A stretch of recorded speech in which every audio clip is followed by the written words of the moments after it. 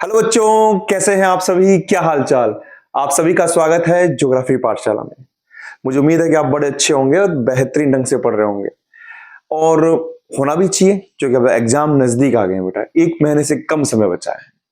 जैसे कि आपने कहा था और मेरी आपसे बात हुई थी कि प्रैक्टिकल होने के बाद में हम बुक को करेंगे। चैप्टर की वीडियो मैं पहले भी डाल चुका हूं, आपको पता होगा। मैं थोड़ा सा समय लूंगा और वहां पर मैंने शॉर्ट वीडियो भी डाल रखे हैं और साथ में उनके क्वेश्चन भी डाल रखे हैं।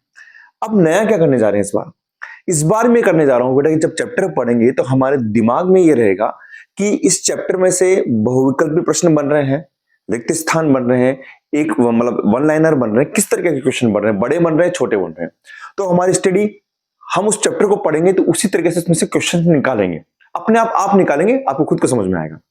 फिर बाद में हम हर चैप्टर के, क्योंकि आपको ये पता है कि हर चैप्टर में से छोटे क्वेश्चन तो आ ही रहे हैं, चाहे कोई सा भी चैप्टर हो, तो बहुविकल्पी प्रश्न करेंगे, साथ में रिक्त स्थान क्वेश्चन भी करेंगे हम, यानी छोटे प्रश्न करेंगे। और यहां पर छोटे प्रश्न कैसे कराऊंगा? हम हर क्वेश्चन का पोस्टमार्टम करेंगे। यानी मैं ऐसा नहीं करूंगा कि आपको क्वेश्चन पढ़ा कि निम्न में से कौन सा आर्थिक भूगोल का उपक्षेत्र नहीं है और सीधा आंसर लगा दिया। नहीं, हम बाकी 3 या जो 4 ऑप्शन उस पर भी बात करेंगे। फिर देखना आप, हमारे पास 20-25 क्वेश्चन का एक खजाना होगा जिसमें हम पूरे चैप्टर को एक लगभग हम कर चुके होंगे, है ना। इस तरीके से हमारी पढ़ाई होगी। मुझे उम्मीद है कि आपको मजा भी आएगा और आपका साथ भी होगा। मैं यहां पर बताना चाहूंगा आपको, मैं यहां पर क्वेश्चन बोलूंगा, उससे पहले आप पढ़िए और अपना आंसर आप कमेंट बॉक्स में बता दीजिए मुझे कि इसका आंसर क्या होगा, है ना। खुद आप करिए कि फर्स्ट का इतना होगा, सेकंड का इतना होगा, और एक बार टैली भी कर लीजिए, इससे आपको लास्ट में पता हो जाएगा आपको स्कोर क्या है। जो वीडियो देख रहे हैं उस तरीके से करेंगे। तो लीजिए हम स्टार्ट करते हैं। यहां पर पहला क्वेश्चन क्या है, देखिए। निम्न में से, पाठ अपना है मानव भूगोल विशिष्ट क्षेत्र प्रकृति, पूरा पाठ पढ़ चुके हैं।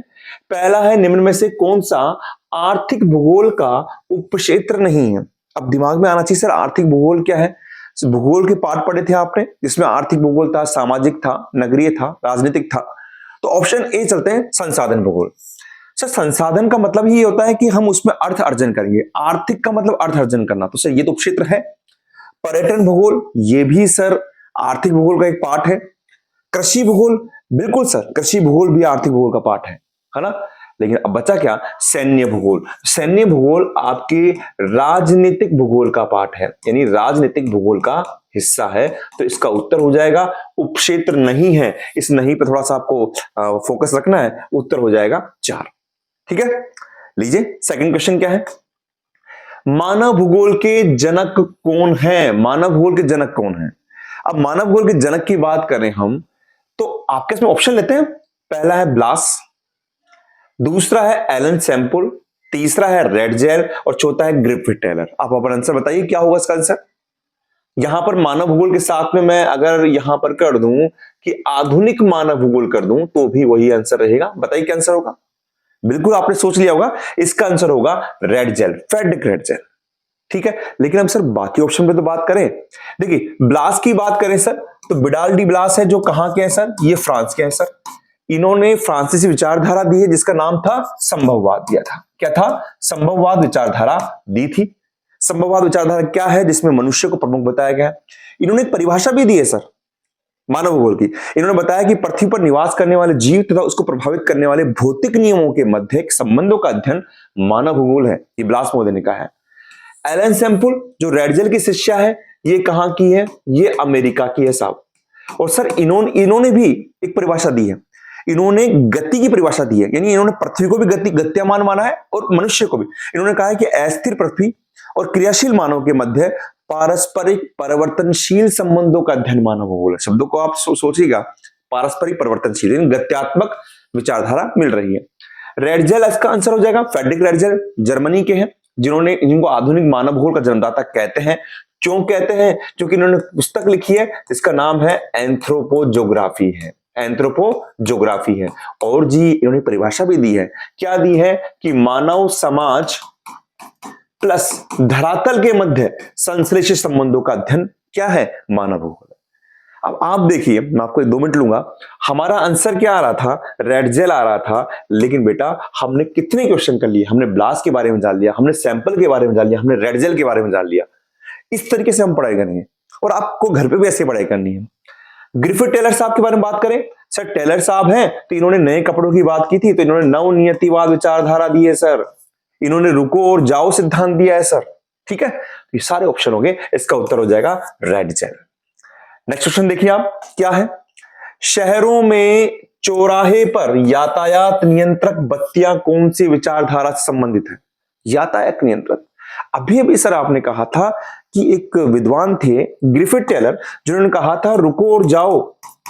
अरे भैया सर, रुको और जाओ कहां करते हैं सर? सोचिए आप, रुको और जाओ कहां करते हैं? ये आपका आंसर देखिए आप, संभववाद होगा क्या, निश्चयवाद होगा क्या, नवनिश्चयवाद होगा, या इनमें से कोई नहीं होगा? देखिए, रुको और जाओ, यातायात नियंत्रण में आप रुकोगे, रेड लाइट पे रुकोगे, बाकी पे आप जाओगे, तो इसका आंसर क्या होगा बताइए? सोच लिया? मुझे उम्मीद है कि आपने कर लिया होगा। इसका आंसर होगा नवनिश्चयवाद, क्योंकि इसी को हम कहते हैं नवनियतिवाद विचारधारा भी कहते हैं सर।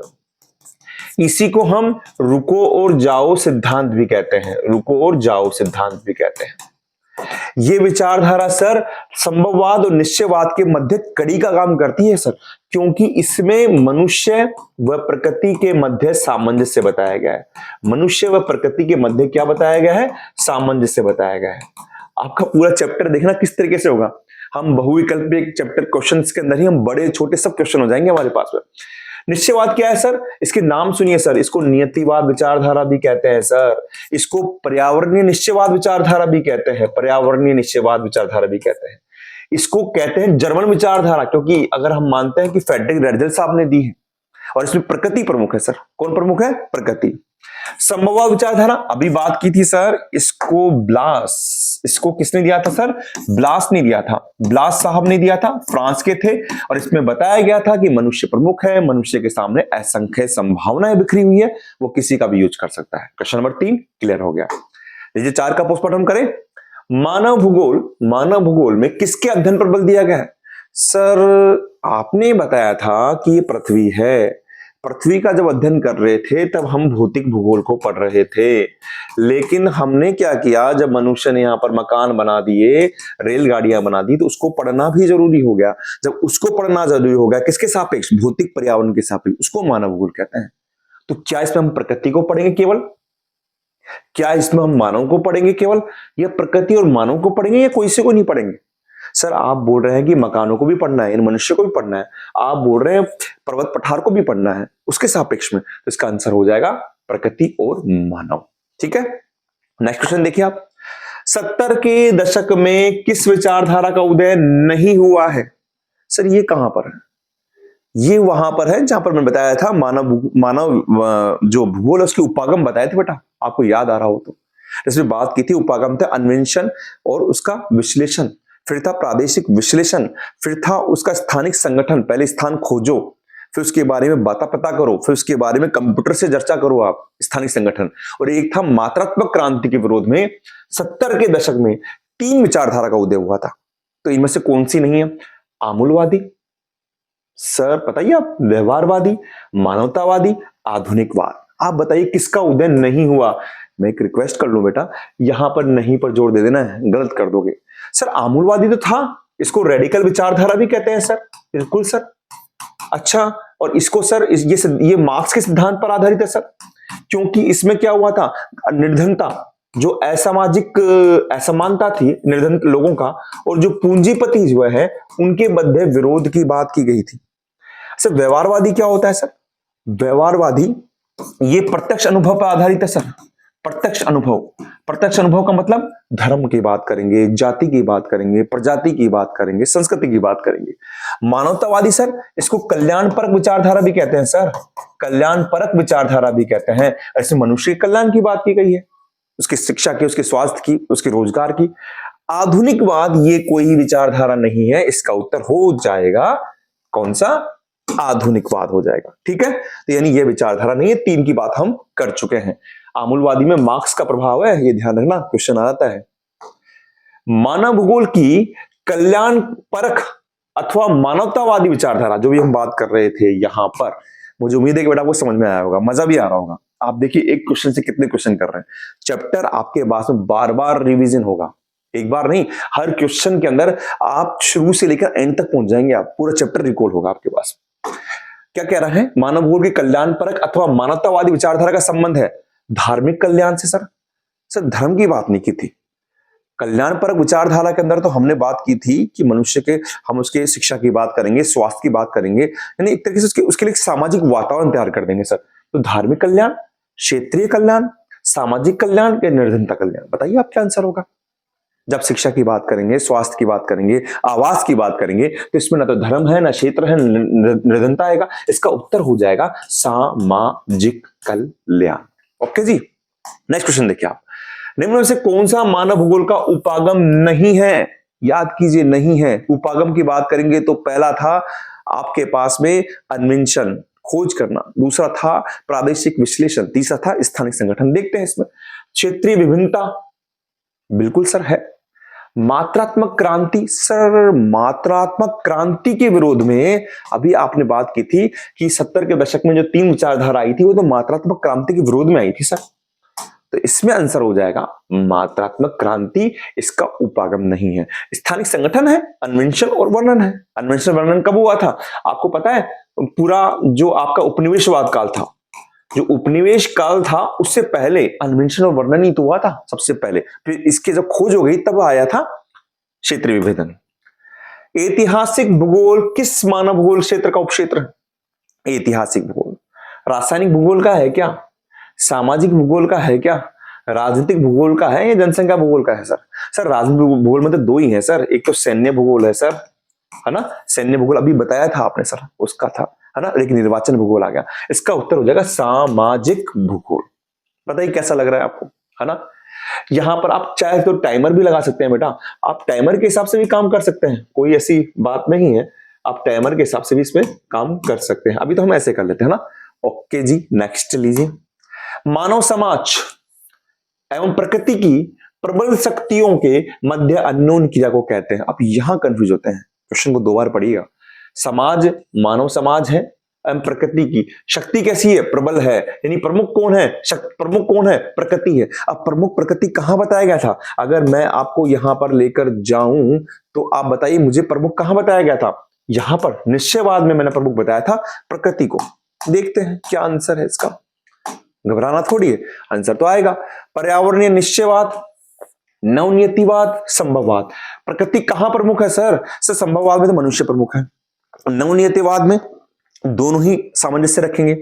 सब बात कर चुका हूं, ब्लास ने दी है, ये किसने दी है? ग्रिफिथ टेलर ने दी है ना सर, बात हो गई थी। इसका उत्तर हो जाएगा पर्यावरणीय निश्चयवाद, जिसमें प्रकृति को प्रमुख बताया गया है, मनुष्य को गुण बताया गया है।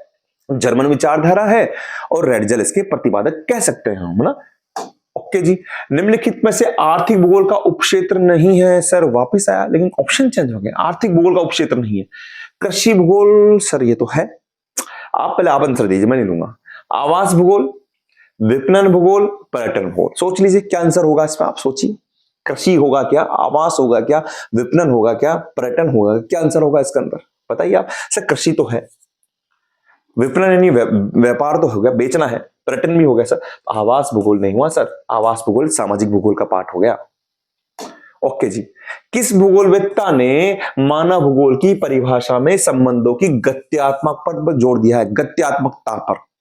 सर ये तो बताया था आपने, कहां बताया था? कहां बताया था सर, कहां बताया था? मैंने जब पहला क्वेश्चन किया था, माफ कीजिएगा, यहां पर दूसरा क्वेश्चन किया था, तब मैंने बताया था सैंपल ने जो अमेरिका की थी उन्होंने परिभाषा दी थी कि अस्थिर पृथ्वी और क्रियाशील मानव। तो इन्होंने पृथ्वी को भी क्रियाशील बताया था, गति बताया था, अस्थिर पृथ्वी, और मनुष्य को भी इन्होंने क्रियाशील बताया था। तो इनकी परिभाषा में गत्यात्मकता की झलक मिलती है, ये मैंने आपसे कहा था।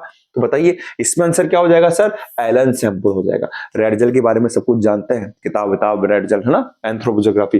पॉल डी ब्लास फ्रांस के हैं, संभववाद विचारधारा दी है। ग्रिफिथ टेलर ने नवनियतिवाद दी है, नियतिवाद दी है, रुको जाओ सिद्धांत इन्होंने तो दिया था, है ना। संभववाद वह नियतिवाद के मध्य में जो मध्य की कड़ी का काम करता है वो इन्होंने बताया था।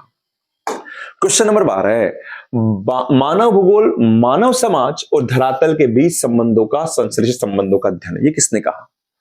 3 ही परिभाषा है सर। एक तो मानव समाज और धरातल के बारे में बोलता है, एक क्रियाशील मानव अस्थिर पृथ्वी के बारे में बोलता है, एक पृथ्वी पर निवास करने वाले जीव और भौतिक नियमों के बारे में बोलता है। तो पृथ्वी के पर निवास करने वाले जीव और भौतिक नियम के बारे में जो बोलता है ना साहब, वो तो ब्लास है सर। क्रियाशील मानव और अस्थिर पृथ्वी के बारे में बोलता है वो इस पर एलन सैंपल है सर। तो इसका उत्तर हो जाएगा आपका इसमें रेड जेल। क्या उत्तर हो जाएगा? रेड जेल उत्तर हो जाएगा। ठीक है, नेक्स्ट क्वेश्चन देखिए, रुको और जाओ सिद्धांत या निश्चयवाद संकल्पना के प्रतिपादक कौन थे? मैं नहीं बताऊंगा, आप बताइए। कई बार कर लिया है, ब्लास है, ग्रिफिथ टेलर है, अरस्तु है, सैंपल है। रुको और जाओ, सर ये तो आसान है, कितनी बार बोलेंगे आप सर? इसका आंसर हो जाएगा, क्या हो जाएगा? ग्रिफिथ टेलर हो जाएगा, ग्रिफिथ टेलर हो जाएगा, ग्रिफिथ टेलर हो जाएगा। ठीक है, क्वेश्चन नंबर 14, मानव भूगोल के अध्ययन की कौन सी विचारधारा मानव की जाति, प्रजाति, धर्म पर आधारित सामाजिक वर्गों पर जोर देती है? यानी सीधी सी बात करें, प्रत्यक्ष अनुभव के बारे में बताती है, प्रत्यक्ष अनुभव के बारे में बताती है। आप आंसर दीजिए, मैं थोड़ा टाइम देता हूं, क्योंकि आप बोलेंगे सर टाइम ही नहीं दे रहे, हम कैसे बताएंगे कमेंट बॉक्स में। मानवतावादी है, व्यवहारवादी है, आमूलवादी है, नियतिवादी है, क्या होगा बताइए? आप सोचिए, प्रत्यक्ष अनुभव के बारे में किसने बात की थी, है ना? मानवतावादी तो सर ये तो कल्याण पर बात करते हैं सर, ये तो नहीं होगा। आमूलवादी सर ये तो रेडिकल विचारधारा है सर, इसमें तो विरोध की बात की गई है पूंजीपतियों के बीच में और आपके जो गरीब लोग हैं, मजदूर हैं, उनके बीच में बात की गई है। तो उत्तर क्या हो जाएगा सर? उत्तर आपने कर लिया होगा, व्यवहारवादी हो जाएगा। बताया था मैंने, ये प्रत्यक्ष अनुभव पर आधारित होती है। ठीक है, निम्नलिखित में से कौन सा भौगोलिक सूचना का स्रोत नहीं है? नहीं है, यात्रियों का विवरण है, माफ कीजिएगा, प्राचीन मानचित्र, चंद्रमा से चट्टानी पदार्थों के नमूने या प्राचीन महाकाव्य। सोचिए, यात्रियों के विवरण से हो जाता है क्या सर? बिल्कुल, यात्रियों के विवरण से आप भौगोलिक सूचना को प्राप्त कर सकते हो। प्राचीन मानचित्र से, बिल्कुल सर, भौगोलिक सूचना को प्राप्त कर सकते हो। चंद्रमा से चट्टानी पदार्थों के नमूने से, सर चंद्रमा से हमारे पृथ्वी का क्या मतलब आया? ये इसका आंसर हो जाएगा। प्राचीन महाकाव्य से मालूम पड़ा है, आप पढ़ेंगे, आप रामायण है, महाभारत है ना, आप अपने धार्मिक ग्रंथों को पढ़ेंगे, वहां से मालूम पड़ रहा है। चंद्रमा से चट्टानी पदार्थों के नमूने, यहां से भी आप मालूम पड़ रहा है कि इससे आपकी भौगोलिक सूचना का ये स्रोत नहीं है। ठीक है, प्राचीन महाकाव्य में आप चाहे कोई सा भी ग्रंथ पढ़े, बाइबल पढ़े, कुरान पढ़े, अपने धार्मिक ग्रंथ पढ़े, वहां पर हमको भौगोलिक सूचना के बारे में बताया गया है। ओके जी, अगला देखिए, निम्नलिखित में से कौन सा एक लोगों और पर्यावरण के बीच अन्योन्य क्रिया का सर्वाधिक महत्वपूर्ण कारक है? मैंने आपको पाठ पढ़ाया था, तो एक लाइन थी बेटा, पहले आप ऑप्शन देखिए फिर बताऊंगा। मानव बुद्धिमत्ता, प्रौद्योगिकी, लोगों के अनुभव, मानवीय भाईचारा। मतलब आप मानिए कि एक तो लोग हैं, ये लोग खड़े हैं भैया, ये खड़े हैं लोग, और एक पर्यावरण खड़ा है, आपके पास पेड़ खड़ा है, इनके मध्य क्रिया होगी, यानी इसको काटेगा, इससे कुछ कुर्सी बनाएगा, इससे कुछ भी करेगा, तो क्रिया में क्या काम आएगा? बुद्धि काम आएगी, तकनीक काम आएगी, अनुभव काम आएगा, भाईचारा काम आएगा। अब बताइए क्या काम आएगा? सर जब कोई आदमी पेड़ काटेगा और पेड़ से कुर्सी बनाएगा, तो इसमें तो सर हमने तो लगा दिया टिक। क्या लगाया आपने टिक? तकनीक काम आएगी सर, प्रौद्योगिकी काम आएगी। क्या आएगी? प्रौद्योगिकी काम आएगी। तो इसका उत्तर हो जाएगा प्रौद्योगिकी। ठीक है, बताइए अब मजा आ रहा है, नहीं आ रहा है? अच्छा लग रहा है ना? ऐसे ही हम पूरे चैप्टर को करेंगे बेटा। आप कहने के लिए छोटे प्रश्न है, लेकिन ये पूरे चैप्टर को, एक चैप्टर की एक नस खोल देंगे आपको। पूरा चैप्टर आपको सामने बार बार आएगा नजर। अगला देखिए, आर्थिक भूगोल का उपक्षेत्र है, माध्यमिक शिक्षा बोर्ड 2023 में आया हुआ है, उपक्षेत्र है ना? संसाधन भूगोल, सैन्य भूगोल, चिकित्सा भूगोल, लिंग भूगोल, बताइए कौन सा है? 2023 का क्वेश्चन है। मान लीजिए ये आ गया 25 में आ गया, आप क्या करेंगे आप? सर लिंग भूगोल, चिकित्सा भूगोल, सर ये तो सामाजिक भूगोल का पार्ट है, ये तो सामाजिक भूगोल का पार्ट है सर, तो ये तो नहीं है। सैन्य भूगोल सर आपने बताया था अभी, सर ये राजनीतिक भूगोल का पार्ट है सर, ये राजनीतिक भूगोल का पार्ट है। ओके जी सर, ये बता दिया था आपने। लेकिन संसाधन भूगोल सर ये आर्थिक भूगोल का पार्ट है। संसाधन भूगोल हो गया, कृषि भूगोल हो गया, औद्योगिक भूगोल हो गया, विपणन भूगोल हो गया, पर्यटन भूगोल हो गया, है ना, आप अंतरराष्ट्रीय व्यापार हो गया, सब आर्थिक भूगोल के पार्ट है। नेक्स्ट क्वेश्चन क्या है? आरंभिक उपनिवेश युग में, यानी जो हमने जब उपागम किए थे मानव विकास के, उसमें से किस उपागम का प्रयोग मानव भूगोल में किया गया है? आरंभिक उपनिवेश युग में। देखिए, आरंभिक उपनिवेश युग में किया गया था स्थानिक संगठन है, क्षेत्रीय विभेदन है, प्रादेशिक विश्लेषण है, और अन्वेषण और विवरण। आप बताइए फिर इसका आंसर क्या होगा? चार्ट है, पूरी चार्ट बना हुआ है, वहां पर बताइए क्या आंसर होगा इसके अंदर। सर पहला था तो आरंभिक उपनिवेश युग, आरंभिक उपनिवेश युग। तो यहां पर तो सर खोज हुई थी सर, खोज हुई थी, यानी उपनिवेश तो बने नहीं थे, पहले खोज करे थे, तो खोज करेंगे तो क्या आएगा सर? अन्वेषण होगा सर, अन्वेषण होगा। फिर उत्तर उपनिवेश युग था सर, उत्तर उपनिवेश युग, उसमें जो अन्वेषण हुआ ना, खोज हुई ना, उसका क्या हुआ सर? उसका क्या हुआ सर? क्षेत्रीय विभेदन, प्रादेशिक विश्लेषण हुआ। तो इसके अंदर उत्तर आएगा सर, यहां पर हम करेंगे, उत्तर आएगा अन्वेषण और विवरण, यानी पहला अन्वेषण विवरण हुआ था आपके पास में। नेक्स्ट क्वेश्चन देखिए, निम्न में से कौन सी विचारधारा है जिसमें निर्धनता के कारण बंधन और सामाजिक असमानता की व्याख्या के लिए मार्क्स के सिद्धांत का उपयोग किया गया है? कल्याणपरक, मानवतावादी, आमूलवादी या रेडिकल भी कह सकते हैं, इसमें एक रेडिकल भी नाम आ सकता है, आमूलवादी के साथ में रेडिकल भी आ सकता है, या फिर व्यवहारवादी। आप बताइए उत्तर, मैं समझ देता हूं, टिक टिक समय चल रहा है, आप बताइए क्या उत्तर होगा, वहां पर सोच भी लीजिए, कमेंट में लिख भी दीजिए क्या उत्तर होना चाहिए इसके अंदर। मैं ज्यादा समय इसलिए नहीं ले रहा हूं बेटा, मैं आपको हर क्वेश्चन के अंदर 10 सेकंड 20 सेकंड दे सकता हूं, लेकिन अगर हम 20 क्वेश्चन कर रहे हैं तो यहीं पर हमारा टाइम ज्यादा बढ़ जाएगा, इसलिए आप उसको रोक लीजिए, पोज कर लीजिए, जब मैंने आंसर दिया उसको पोज कर लीजिए, उसका आंसर दे दीजिए, उसके बाद में आप देख लीजिए क्या आंसर आ रहा है आपके सामने, है ना, ज्यादा रुक नहीं पाऊंगा मैं ना। इसका उत्तर क्या होगा सर? इसका उत्तर आमूलवादी होगा सर, क्योंकि आमूलवादी विचारधारा, रेडिकल विचारधारा, इसी में ही मार्क्स की बात की गई थी, सिद्धांत का प्रयोग किया गया था, इसमें निर्धनता और सामाजिक असमानता को दूर करने की बात की गई थी सर। लास्ट क्वेश्चन, यह देखते कौन सा क्वेश्चन है, अरे ये तो वापस से रिपीट हो गया। फिर भी आप बताइए, निम्न में से जिस भूगोलवेत्ता की परिभाषा में संबंधों की गत्यात्मकता मुख्य शब्द है वह है? रेड जेल है, सैंपल है, ब्लास है, हंटिंगटन है सर। सर देखिए, रेड जेल तो सर संश्लेषित संबंधों का अध्ययन कहते हैं, मानव समाज और उसके बीच में। अब देखिए मेरे बेटा, एक बात मैं बताना चाहूंगा आपको, रेड जेल को पढ़ रहे हैं तो आपके दिमाग में आना चाहिए कि सर रेड जेल जर्मनी के हैं, रेड जेल की पुस्तक का नाम एंथ्रोपोजोग्राफी है, रेड जेल ने मानव समाज और धरातल के मध्य संश्लेषित संबंधों का अध्ययन किया है। यानी आप हर चीज को जब पढ़ेंगे ना, उसको पूरा पूरा सो खोल दीजिए। आप सैंपल को पढ़ेंगे, इसकी परिभाषा है, तो इसमें इसका उत्तर क्या हो जाएगा सर? एलन सैंपल जो अमेरिका की थी, उन्होंने गत्यात्मक संबंधों की बात की है, क्योंकि उन्होंने क्या कहा है कि अस्थिर पृथ्वी, समझ माफ कीजिएगा, अस्थिर पृथ्वी के बारे में कहा है, अस्थिर पृथ्वी के बारे में कहा है और क्रियाशील मानव के बारे में कहा गया। अब क्रियाशील मानव के बारे में कहेंगे तो वो भी गति कर रहा है मानव, और अस्थिर पृथ्वी भी गति कर रही है, इसलिए गत्यात्मक संबंध बात करते हैं इसमें। कौन सी विचारधारा, ठीक है, लास्ट क्वेश्चन है, बिल्कुल लास्ट क्वेश्चन है, कौन सी विचारधारा दो विचारों पर्यावरणीय निश्चयवाद यानी सर नियतिवाद की बात कर रहा है, जिसमें प्रकृति प्रमुख थी? कौन प्रमुख था? प्रकृति प्रमुख थी। और संभववाद, इसमें कौन प्रमुख है? इसमें सर मनुष्य प्रमुख है। इसके मध्य बीच का मार्ग बताती है कि न तो प्रकृति प्रमुख है न मनुष्य प्रमुख है, बीच का मार्ग है, दोनों के मध्य सामंजस्य है। कौन होगा उत्तर, मुझे बताइए आप। नियतिवाद, संभववाद, नवनिश्चयवाद। पहले चलो इनको छोड़िए, पहले मुझे बता दीजिए संभववाद विचारधारा दी किसने थी सर? ये सर ब्लास ने दी थी। ये ब्लास कहां के थे? विडाल्डी ब्लास, ये फ्रांस के थे सर। अच्छा सर, नवनिश्चयवाद विचारधारा किसने दी थी सर? ये ग्रिफिथ टेलर ने दी थी। ये किसने दी थी? ग्रिफिथ टेलर ने दी थी। ऐसे आप क्वेश्चन छोड़े मत, पकड़ के रखिए, आपने कई बार पहले भी कर जाओगे, लेकिन करते रहे बेटा। ग्रिफिथ टेलर ने दी थी। इसको नवनियतिवाद भी कहते हैं, इसको और क्या नाम कहते हैं सर? इसको रुको और जाओ भी कहते हैं। बताया था ना मैंने कि टेलर जो होता है वो नए कपड़े सिलता है, नव नव, ठीक है। तो उत्तर क्या होगा? मध्यम मार्ग को कौन बता रहा है सर? सर नियतिवाद तो कहती है प्रकृति प्रमुख है, अभी बात कर ली। संभववाद कहती है कि मनुष्य प्रमुख है। तो नवनिश्चयवाद जो है, ये नवनियतिवाद है, पेन चेंज कर लेते हैं, ये कह रही है कि भैया मध्यम मार्ग को अपनाओ, प्रकृति व मनुष्य के मध्य सामंजस्य की बात की गई। तो ये हमारे बेटा क्वेश्चन हो गए, लगभग 20-21 क्वेश्चन, 22 क्वेश्चन होंगे, 21 क्वेश्चन होंगे। मुझे उम्मीद है कि आपको चीजें समझ में आएगी मैं क्या करना जा रहा हूं।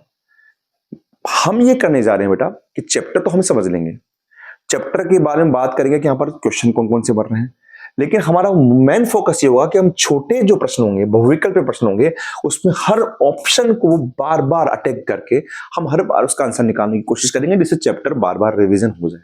अब देखिए चैप्टर में बचा क्या, आपने रेड जेल के बारे में पढ़ लिया, ब्लास के बारे में पढ़ लिया, सैंपल के बारे में पढ़ लिया, मानव की प्रकृति, प्रकृति का मानवीकरण और मानव का प्राकृतिकरण, ये दो बच रहे हैं। बाकी आपने नियतिवाद, संभववाद विचारधारा के बारे में बात कर ली, आपने मानवतावादी विचारधारा, अमूलवादी, है ना, व्यवहारवादी, सबके बारे में बात कर ली आपने। तो लगभग पूरा चैप्टर हमारे सामने इस तरीके से आ जाएगा। तो मुझे उम्मीद है कि आपको प्रयास अच्छा लगा होगा। कोई सजेशन हो तो प्लीज आप कमेंट बॉक्स में बताएं, मैं उसमें काम करूंगा। आप बस यूं ही पढ़ते रहें, आगे बढ़ते रहें और अपना ध्यान रखें, मौसम का ध्यान रखें। अभी मौसम में बीमार भी हो रहे हैं बच्चे, क्योंकि अगर आप एक बार बीमार हो गए तो काफी लोगों से पीछे हो जाएंगे, काफी बच्चों से पीछे हो जाएंगे। तो अपने सेहत का भी ध्यान रखें। बस यूं ही पढ़ते रहें, अपना ध्यान रखें। थैंक यू बेटा।